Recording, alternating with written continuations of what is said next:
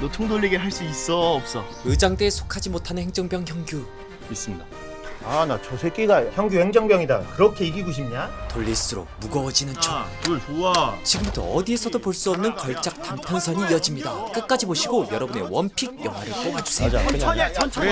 오 잘해. 잘한다. 좋아 잘한다. 야 좋아 계속 좋아. 결국 야, 뭐야? 야, 의장대를 이겨버린 행정병 형규. 범상치 않은 모습에 훈련소 어디 나왔냐? 형규에게 관심을 보이는 병장 공진우. 26사단 신교대 나왔습니다. 여기 지원으로 왔어? 실은 예, 저는 예전부터 의장대 하고 싶어서 지원했습니다. 하지만 의장대 행정일을 하고 있는 상황. 그때 공배. 공뱀은 휴가자 명단 사인 좀 받아오셨습니다. 조그만 신경이 거슬려도 고정원 데려와. 총알 486발급 눈빛을 쏴버리는 선임이었죠. 어쨌든 실력을 보여준 형규. 그때 형규 대열 한번 넣어줘야 되는 거 아닙니까? 좀 잘하면 들어오는 거지 뭐. 나좀 나와봐. 내가 봐줄게. 공뱀의 간택을 받은 형규. 예, 있습니다. 하지만 뭐야? 저도 훈련해도 좋습니까? 약속과 달리 천대받는 형규. 오늘 일단 저기서 기초 익히고 있어. 내가 나중에 봐줄게. 앞으로 쭉 하나 둘 부러운 일병 형규. 그날 밤 의장대 복장이 탐이 난 형규. 그때 재빨리 숨는데 아 공배. 아까 보니까 형님 밖에서 훈련하는데 진짜 대열에 넣으실 겁니까? 미쳤냐? 야결을 왜 넣어? 공뱀의 속마음. 심지어 그리고 그 새끼 어차피 절대 못해. 형규에겐 너무나 치욕적인 말. 공주임 의장님, 반격에 나선 형규. 오늘은 대열대에서 훈련해도 됩니까? 나 지금 대열을 훈련하고 있잖아. 쫄만한 상황. 너 행정병 일 안 하냐? 그걸 오전 업무는 다 마치고 왔습니다. 받아치는 형규. 너나 봐줄 시간이 없다. 방어. 그럼 오후에 나와도 됩니까? 이어지는 공격. 내가 나중에 봐줄 테니까 들어가라고. 둘 사이에 벌어지는 총성 없는 전쟁. 그럼 내일 나와도 됩니까? 야 민현규. 결국 야, 저 총과 잡아. 본격적으로 시작된 병장과 일병의 승부. 돌려봐. 그만. 병장 눈엔 턱없이 부족한 실력. 뭐가 잘못될지 모르는 거야? 고막까지 파고드는 압박감. 내 눈높이 어디야? 가능 있습니다. 알면서 왜 안 해? 조금씩 흔들리는 형규. 흔들. 뭐하냐? 점점 둘 사이의 주도권을 잡아가는 공병장. 내가 멈추라고 했어? 대열에서도 네 맘대로 멈출 거야? 답하는 순간 아닙니다. 야! 쐐기를 박아버리는 공병장. 처음부터 다시 해. 그만. 기어이 항복 선언을 받아내려는 공뱀. 네가 보기에 잘한 거 같아? 대답 안 해? 아닙니다. 수세에 몰린 형규. 드디어 나온 그 말. 돌림총 돌림총. 해봐. 다른 말로 의장대의 꽃. 총을 일자로 높이 던져 돌림총. 공중에서 회전시킨 뒤 받는 동작. 과거의 트라우마가 떠오르는 형규. 지금 포기하면 편합니다. 하지만 도망갈 수 없는 형규. 막상 던지려니 두려움이 밀려오는데 뭐야 안 던져? 다들 너 하나 기다리잖아. 결국 형규의 손을 떠난 총. 눈을 감아버리고 맙니다. 두 번 다시 훈련시켜달라는 소리 하지 마라. 완벽하게 패배한 형규. 공병장은 강했죠. 형규는 이제 행정병으로만 군생활을 마쳐야 하는 걸까요? 그때 어제 유승범이가 내무실에서 휴대폰 몰래 사용하다 적발돼가지고 지금 헌병대로 갔어요. 뜻하지 않게 한 자리가 당분간- 빈 상황. 진우야, 당장 공진아. 승범이 빠지면 대열 자리 비잖아. 당장 행사 잡혔는데. 예비로 들어갈 만한 사람 없나? 제가 오전 중으로 일명 민영규. 형규의 부활. 형기 넣을까? 형기 안 됩니다. 실력도 안 됩니다. 야, 형기 말고 더 없냐? 결국 지원한 3명이 결전을 벌이게 되는데 앞선 지원자들 순서를 지나 드디어 형규 차례.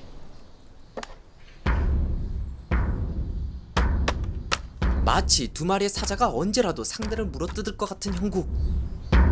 지난번 부상당한 검지가 사르르 아파오지만 이제 기회는 단 한 번. 다음 총 돌리기. 과연 이 상태로 버틸 수 있을까요? 단 한순간이라도 방심하는 순간 공병장은 형규를 물어버릴 겁니다. 마지막이 살짝 불안했지만 결국 성공한 형규. 돌림총. 이제 남은 건 단 하나. 돌림총. 하지만 어리 빠진 형규. 이제 물러나면 이걸로 끝입니다. 던지면 되는 순간 다시 아파오는 손가락과 두려움. 결국 그 자리에서 얼어버립니다. 그럼 안 되겠다. 그렇게 마지막 기회를 눈앞에서 놓쳐버립니다. 하지만 그 두려움 앞에서 단 한 발만 앞으로 나아간다면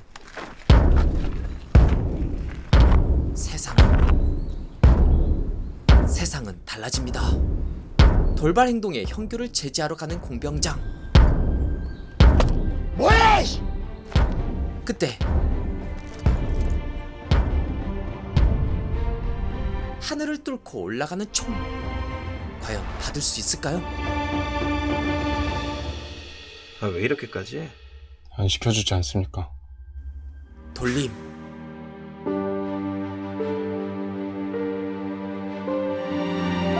총.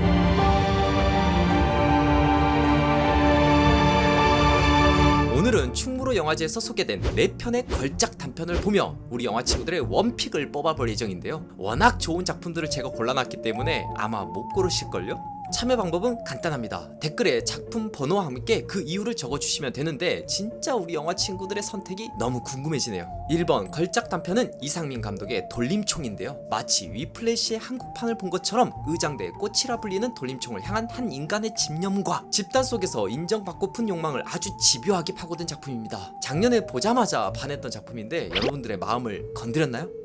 자, 다음으로 2번 걸작 단편 이어보시죠. 지금 바로 시작합니다. 점쟁이를 찾아온 손님이 한 명 찾아왔었어. 수시를 6군데 다 떨어졌는데 제가 내신에 전념하느라 수능 준비를 많이 못했거든요. 근데 가족들은 무조건 재수하라고 하고. 학업의 압박감을 느껴 여기까지 찾아온 여고생. 난 내가 보이는 만큼 다 솔직하게 말해주는 편이거든. 그걸 좋아하는 손님들도 많았고. 사주풀이를 하던 그때 이날을 조심해야 돼. 사고수가 있어. 반드시 피해야 할 사고수. 근데 수연이가 돌아가고 한 달 후에 갑자기 온 전화 한 통. 그의 어머니한테서 전화가 왔어. 수연이는 얼마 전 스스로 목숨을 끊은 그 여고생. 실은 수연이가 죽은 날이 내가 걔한테 경고한 그날이랑 같았거든. 사고수란 말을 그대로 따라버린 여고생. 문제는 사주를 볼 땐 밤 12시가 아니라 11시 30분을 자정으로 쳐서 자시를 헷갈리면 사주에서 4글자가 싹 다 바뀌거든. 작은 실수 하나가 운명을 바꿀지도 모르는 상황. 근데 걔가 나한테 자시를 잘못 알려줬고 내가 그 애한테 해준 해석이 완전히 잘못됐다는 거야. 하지만 잘못된 해석에 지배당해버린 걸까요? 사명살도 없었고. 그렇다는 건 걔가 네 말 때문에 죽었구나. 사주풀이 하나로 사람을 살리고 죽이는 이야기 2번 걸작 단편 시작합니다. 아니 쌤, 고딩 때 담임을 찾아온 강희. 아직도 사주 같은 거 보러 다니나? 은근슬쩍 반말에 대받아치는 담임. 이런 얘기를 이제 고3 때 담임한테까지 와서 한다는 거는 인생이 씹창이 났다는 소린데 왜 너 지난번에 새로 시작했다는 그 사업 때문에 그래? 제대로 뼈를 때리더니 너한테 동자, 선녀 이런 신줄 있는 사람들을 소개시켜주기엔 네가 남은 재산을 다 탕진해서 구판을 벌일 것 같아서 좀 무섭고 그때 제자 하나를 떠올린 담임. 그 허구한 날 맨날 애들 사주 봐주던 애 있었잖아. 무려 486% 적중률로 떡잎부터 점쟁이였던 학생. 야 얼마나 용한지 1, 2학년 애들까지 싹 다 올라와서 맨날 막 사주 보고 그랬다니까? 뭔가가 걸리는 강희. 아니 실은 제가 걔한테 깽판을 좀 쳤던 기억이 있어가지고. 고등학교 때 사주를 풀어주던 도은에게 사람들 공부하잖아. 아니 현생을 살아야지 얘들아. 아주 뼈를 때리는 아픈 말까지. 아니 너네가 수시 떨어지고 여기서 이런 거나 듣고 있는 건 너네 사주가 그렇게 나와서 그런 거야? 제자리로 돌아가는 학생들. 그때 돈이 씨발놈이 가만히 있네. 도훈아 네가 제일 문제잖아. 하지만 더 큰 문제는 어른들도 도은의 점을 너무 믿고 있었다는 것이죠. 괜찮아. 공부 잘하는 애들 걔한테 쌉지랄 한 번씩 다 했었어. 알았어요. 얘 번호 좀 알려주세요. 하지만 걔가 번호를 바꿨어 근데. 어떤 이유에선지 전번을 바꾼 도은. 하지만 남겨진 주소 따라 도은을 찾아온 강희. 모건스미 알려줬구나. 잘 지내시냐? 그렇게 경멸했던 도은의 집 안으로 들어가는데 근데 어떡하냐? 나 이제 사주 안 봐. 이젠 사주를 보지 않는다는 도은. 심지어 핸드폰 번호도 다 바꿨고. 왜 안 하는데? 하지만 갑작스럽게 은퇴를 하는 게 좀 이상한데 남의 과거나 앞날에 대해서 단언하고 정의 내리는 거 안 하려고. 야 솔직히 네가 그런 말 하니까 좀 웃긴다 얘. 하지만 이래저래 하는 일이 안 되는 강희에겐 이번이 마지막 기회. 내 것까지만 봐주고 접으면 안 되냐? 내가 그래도 멀리서 찾아왔는데. 머뭇거리는 도은. 오래전 내가 너 사주 한번 좀 쳐줘? 너 같은 새끼들이 점을 치는데 고딩 때 공부 안 하고 남들 악담이나 까대던 거 평생 후회하다 뒤지는 거야. 그렇게 대놓고 악담하던 강희. 근데 뭐 난 네 말대로 점쟁이 팔자대로 살았고 졸라 후회하다 곧 뒤질 것 같은데 틀린 말도 아니었지. 그렇게 생각해보니 진짜 점쟁이는 다름 아닌 강희였죠. 다 도사다. 생년월일을 적어가는 강희. 써봐. 보통 10년을 주기로 인생 흐름이 바뀐다고 보면 되는데 안타깝게도 지금도 구린데 그때가 지금보다 더 구려. 그러니까 너 사실상 지금이 최악이 아니야. 그 말은 즉슨 6년 후부터가 진짜 최악이라고. 처음엔 듣고 싶다고 해놓고 갑자기 말을 바꾸는데 아니 사주라는 게 결국 임상이고 데이터면 그거 믿는 사람이 따라가는 것밖에 더 되냐? 그러더니 그럼 나 안 믿을래. 아 이럴 거면 점을 왜 봐? 그래 믿지 마. 인생 쉽게 하려고 하면 머리 아프더라. 최근에 일이 하나 있었거든. 학업 때문에 힘든 한 여학생 사주로 봐줬는데 수연아, 이날을 조심해야 돼. 어쩌면 목숨이 위험한 날. 이날이 정말 힘든 날이거든. 하지만 말이 씨가 된다고 사주대로 돼버립니다. 수연이는 얼마 전 스스로 목숨을 끊은 수연. 그때부터 사주풀이를 놓게 된 건데 문제는 실은 수연이가 죽은 날이 내가 걔한테 경고한 그날이랑 같았거든. 문제는 사주를 볼 땐 밤 12시가 아니라 11시 30분을 자정으로 쳐서 자시를 헷갈리면 사주에서 네 글자가 싹 다 바뀌거든. 하지만 이를 착각해버린다면 근데 걔가 나한테 자시를 잘못 알려줬고 내가 그 애한테 해준 해석이 완전히 잘못됐다는 거야. 잘못된 사주풀이 따라 그 말에 속박된 채 죽어버린 수연. 네 말 때문에 죽었구나. 그때 숨겨온 게 하나 더 있었는데 나 얘기 안 한 거 있어. 뭐 다름 아니라 나 내일 죽을지도 몰라. 자신의 사주풀이를 해본 도훈. 그러니까 내일도 같이 있어줘. 그때 갑자기 문을 두드리는 누군가. 뭐야? 나 이 시간에 손님 안 받는데. 여잔데? 급히 나가보는 도훈. 너 잠깐 여기 있어. 이 시간에 손님 안 받아요. 밤늦게 방문한 손님은 다름 아닌 죽은 수연의 엄마. 저희 집 주소는 어떻게 하시고 이 시간에? 수연이가 꿈에 나타나요. 급히 돌아서는데 다름 아닌 친구 강희. 너 왜 그래? 밖이 추운데 잠깐 들어가면 안 될까요? 춥다는 수연의 엄마. 하지만 아니 이건 좀 멘트 실수 같은데? 아니 솔직히 지금이 추운 날씨는 아니잖아. 따뜻하진 않더라도 춥지 않은 날씨. 그렇다는 건 수연 엄마가 거짓말을 하고 있다는 건데 왜? 아이 씨발 그렇잖아. 너 고등학교 때 우리 반 애들한테 유독 악담을 존나 퍼부어댔잖아. 수연뿐이 아니었죠. 뭔 소리야? 씨발 알아듣기 말을 해. 그냥 뱉은 사주풀이는 결국 우리 반 애들 인생이 그렇게 주창이 난 건 네 말 때문이 아닐까 싶어.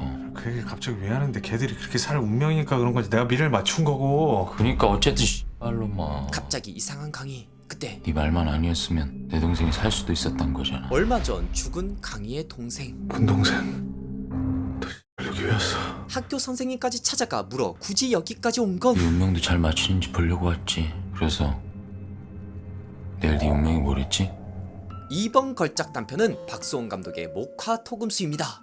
이 작품의 가장 큰 매력은 나의 작은 오만이 어떻게 나에게 되돌아오는가 라는 메시지를 아주 명확하게 잘 전달한 것에 있는데요. 너 같은 새끼들이 남들 악담이나 까대던 거 평생 후회하다 뒤지는 거야. 특히 도훈이 마지막에 맞닥뜨리게 되는 자신의 운명조차 사실은 자신이 바꿀 수 있지 않았을까라는 점에서 가벼워 보이지만 묵직한 메시지를 잘 전달한 단편 영화입니다. 여러분 생각은 어떠신가요? 원픽으로 2번 걸작을 뽑아주실 건가요? 자, 바로 다음 3번 걸작 단편 시작합니다. 아니 합의금이라는 걸 도대체 누가 개발한 거죠? 끔찍한 일로 딸을 잃은 부모. 하지만 계속 그 생각이 들더라고요. 확실한 건 이깟 돈으로 죽은 사람 반면 돈으로 덮으려는 부모들. 어느 누구도 돌아오지 않습니다. 그럼 살아있는 사람이라도 좀 생각하세요. 예, 생각합니다. 매일 진상호, 이여중, 김준호. 하지만 제 딸은 땅속에서 썩어가고 있는데 붕어빵이나 처먹고 다니는 댁들 아들. 판결 끝났습니다. 다른 얘기 하시죠. 내누사. 제조사. 경찰도 끝내려는 그 사건. 아무렇지 않게 학교 다니는 그 괴물 새끼들은요. 적어도 우리 아들은 처벌을 받았지 않습니까? 내누사. 제조사. 과연 이들 부부에게 무슨 일이 생긴 걸까요? 세 번째 걸작 단편 시작합니다. 아니 무슨 천대기에다가 그거 몇 자 적겠다는데. 제가 사장이면요 저도 그러고 싶어요. 근데 현수막 제작을 하려는 한 부부. 프리미엄 디자인 패키지로 전문가 고용하면 글씨 만들어주지 않나? 하지만 병들고 가난한 이 부부에겐 이것 하나 쉽지 않죠. 손님 지금 천대기 하나도 비싸다고 하시면서 게다가 보통 기존에 있는 한글 폰트를 사용하지 그 새로 만들어서 작업 안 해요. 꼭 조지아 폰트를 쓰려는 별난 취향까지. 그 졸지아는 그 미국에 있는 그 중가 도시인가 그런데 어떻게 한글에서 그 맛이 나요? 예? 아니 누가 캐치한다고 자꾸 폰트에 집착하세요? 그때 뭔데요 이거? 이거 손님이 직접 하신 거예요? 조지아 폰트를 한글화 시켜놓은 디자인. 존나 조지아 같다. 아니 이거 한글인데. 다름 아닌 딸의 솜씨. 솜씨가 장난 아니죠? 글씨 쓴다고 뭐 취직이나 대간디. 끼키야 이런 데서 일하면서 뭐 학자금이나 갚으며 살건데. 이런 거에 관심 가지는 딸이 영 못마땅한 아빠. 사랑하는 우리 조심스럽게 불러보는 딸의 이름. 이진아. 저요 이진아. 그때 집단 성폭 18명의 남학생에게 곤욕을 치르고 스스로 목숨을 끊은 딸. 사실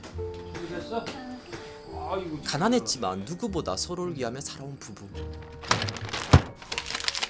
월세가 밀린 현실은 슬프지만 부부는 항상 똑같은 하루하루를 열심히 살아갔습니다. 똑같은 거리를 지나 똑같은 공간을 스쳐 똑같은 햇빛을 맞으며 말이죠. 대형 인쇄소에서 일하는데 아픈 아내를 데리고 출근하는 남편. 함께하고 싶지만 언제나 외면당하고 있죠. 그때 팀장님. 어떻게 저 아도 시술 결과는? 뭐 회복이 좀 더디긴 한데 뭐 워낙 강한 녀석이라 다행이네요. 그 일이 일어나고 나선 병세가 더 심각해진 아내. 형수님 뭐 아직 기억력은 오락가락 하는데 그래도 말은 많이 돌아왔어. 친구야. 형님 근데 왜 이렇게 전화를 안 받아요? 일이 있은 후부터 날마다 회사로 오는 전화들. 아니 형님이 전화가 안 된다고 자꾸 여기로 전화가 오고 그러니까.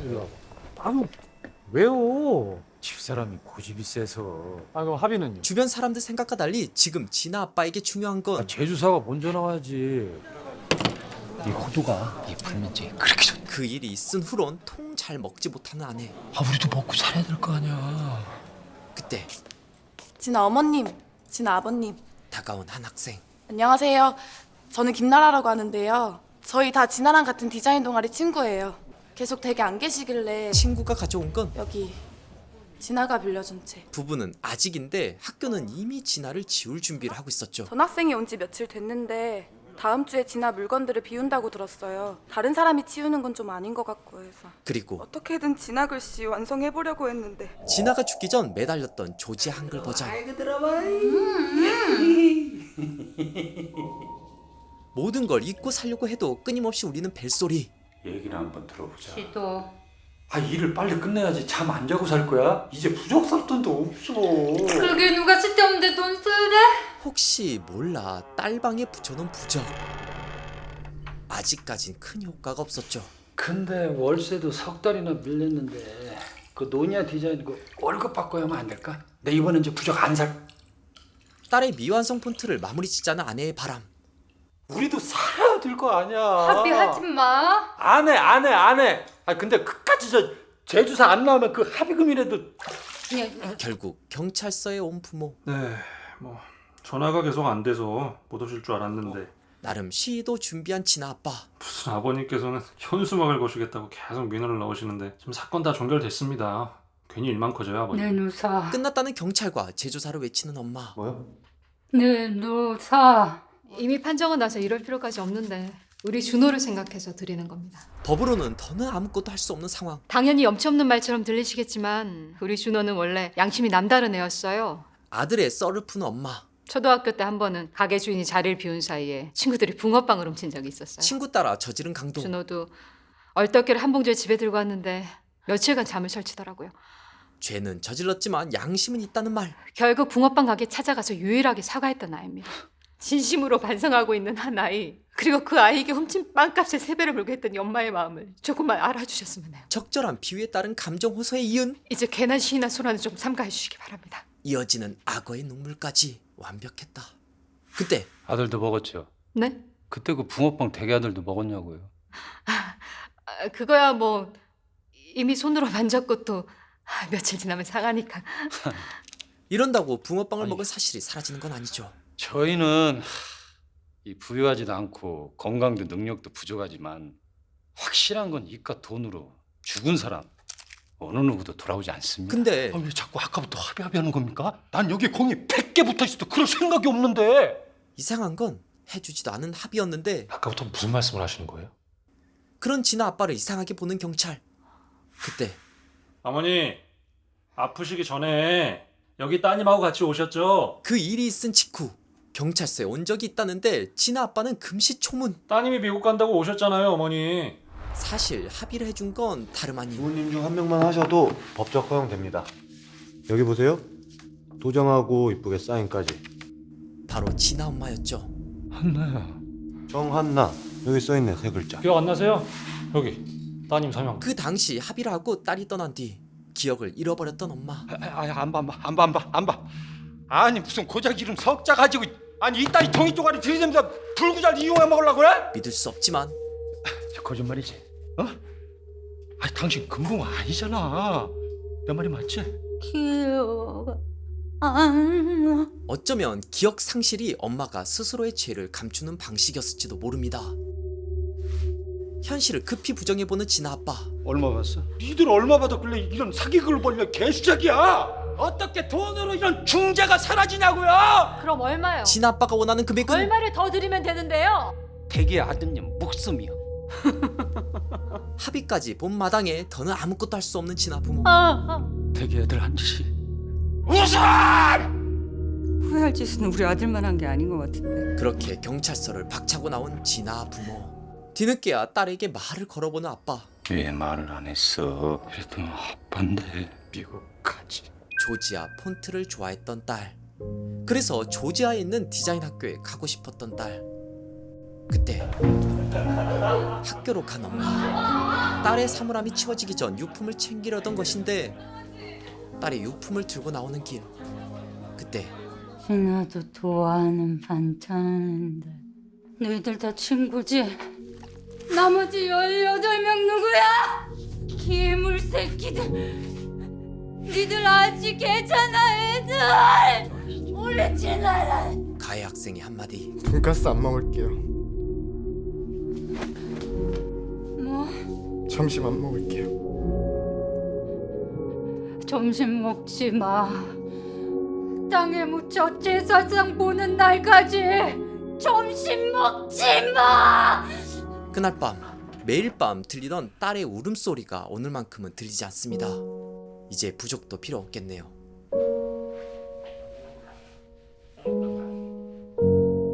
아침부터 뭔가를 설치하는 진아 아빠. 그걸 바라보는 경찰.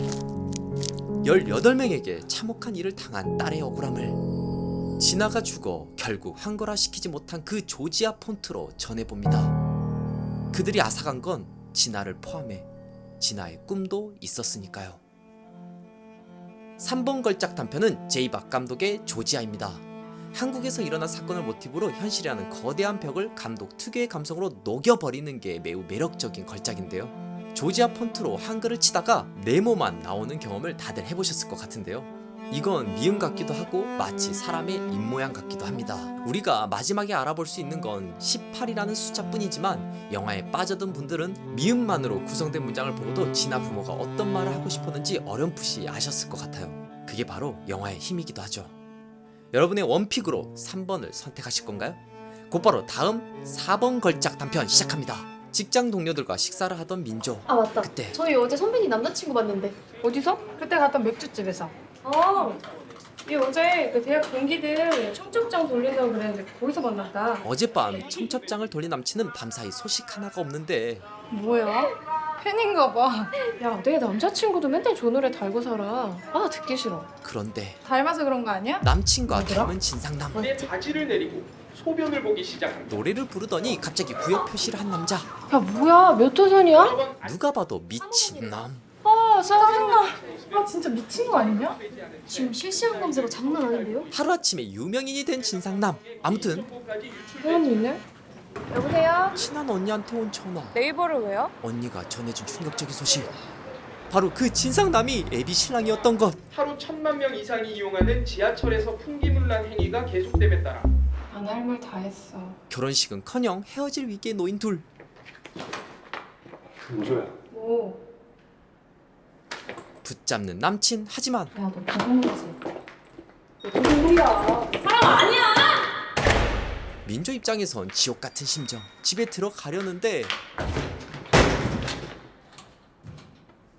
닫히지 않는 문. 저주라도 걸린 걸까요? 야, 네 카톡 프로필에 내 사진 좀 내려? 다음날 AB 시어머니한테 온 전화.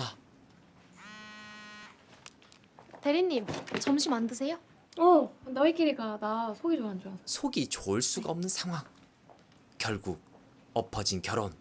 네, 취소 확인하려고요. 24일에 돌아오는 비행기거든요. 오빠 말 안 하면 어떻게 알아? 인터넷도 안 하는 양반들인데. 그럼 얼마가 빠지는 거예요? 박영환이요. 결혼을 취소한다는 건 그에 따른 모든 일정을 되돌려야 한다는 것이었죠. 심지어 새로 산 캐리어까지. 문제는 왜 취소가 안 돼요? 근데 제가 알기로 그 소비자 보호법에 따르면 그거 취소가 가능하거든요. 지금 저 들으라고 그렇게 크게 한숨 쉬시는 거예요? 아니 녹음은 저도 하고 있거든요. 네? 저도 녹음하고 있다고요. 캐리어 하나 반품하기 힘든 상황. 신랑이 죽었어요. 급기야 네, 신랑이 죽었다고요. 그래서 반품하는 거예요. 결국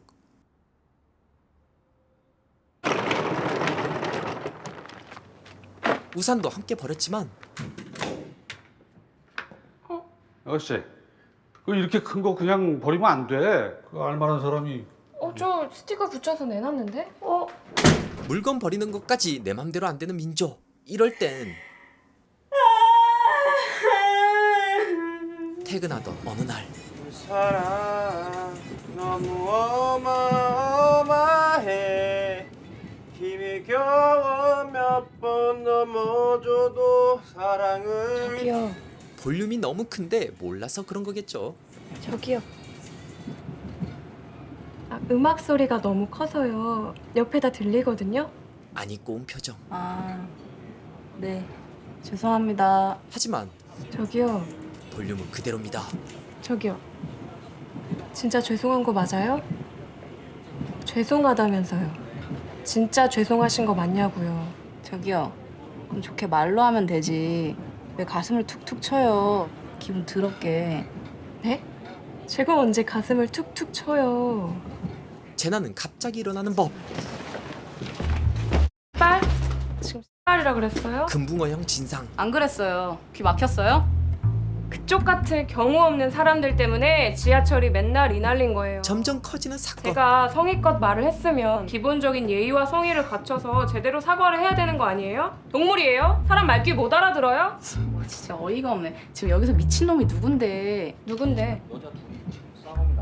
그쪽이잖아. 알았어요. 알겠다고요. 노래 크게 들어서 미안하다고요. 됐어요? 하지만 목소리가 커질수록 잘잘못은 흐릿해지고. 또 지랄 안 해도 지랄 진짜 돌아버린다. 뭐 지랄? 야 누군 욕 못해? 공중도덕을 지킵시다. 저도 지키려고 그러는 거예요. 지키자고 하는 거예요! 어느 순간 진상녀로 몰린 민조. 다시 만나자며 하루 종일 민조를 기다린 남친. 둘은 다시 만날 수 있을까요? 4번 걸작 단편은 송현주 감독의 어제 내린 비입니다. 우린 휴대폰이라는 수많은 CCTV들 사이에서 지내고 있고 언제든 내 행동이 의도와 달리 또는 더 크게 확장되는 무서운 시대에 살고 있습니다. 이 작품은 그로 인해 벌어지는 사고를 유쾌하지만 통렬하게 비꼬은 작품이기도 하죠. 하지만 어제 내린 비라는 영화 제목처럼 힘든 일을 잘 이겨내고 그렇게 한 걸음씩 성장해가는 인간의 모습을 잘 그려낸 작품이라고도 볼 수 있습니다. 고생 많으셨습니다. 여러분의 원픽으로 4번 어떠신가요? 매력적이거든요 이 작품. 자 이렇게 오늘은 충무로 영화제와 함께 제가 엄선한 각기 다른 매력을 가진 4편을 빠르게 살펴봤는데요. 어디서 이런 거 쉽게 못 봅니다. 1번 한국판 이플래시 돌림총, 2번 입조심하자는 모카 토금수, 3번 말로는 표현하지 못하는 조지아, 4번 유쾌한 성장에 대한 이야기 어제 내린 비까지 여러분의 원픽 꼭 댓글로 이와 함께 남겨주시고요. 이런 작품을 수십 편 볼 수 있는 기회를 함께 소개해드리려고 합니다. 이런 기회가 또 없거든요. 지금 10월 27일부터 11월 2일 7일간 충무아트센터 CGV 명동역 시내 라이브러리에서 2022년 충무로 영화제 감독 주간이 열리고 있는데요. 이 영화제의 특별한 점은 감독님들이 주축이 되어 앞으로 대한민국 영화판의 자양분이 될 영화와 감독님들을 소개하기도 하고 시상도 하는 매우 중요한 영화제입니다. 여러분이 본 영화의 감독이 추후에 봉준호, 박찬욱 감독이 될 수도 있는 거죠. 2022년을 더 뜨겁게 만들어줄 걸작 단편들을 꼭 충무로 영화제 감독 주간에서 즐기시길 추천드리며 예매를 비롯한 자세한 사항은 제가 고정 댓글에 남겨줄 테니까요. 꼭 확인하셔서 놀러 가시면 좋을 것 같습니다. 가보면 후회 안 할 거예요. 그리고 오늘 4편의 걸작 단편 중에 제가 뽑은 원픽은 앞으로도 재밌고 유익한 영상을 계속 시청하고 싶으신가요? 지금 보고 계신 영상 바로 밑에 구독 버튼을 꾹 눌러주시고 그 옆에 종 모양을 누른 후 전체로 설정해주세요. 여러분의 마음 하나하나가 김시선 채널을 지속하는 가장 큰 힘이 됩니다. 항상 고민하고 노력하겠습니다.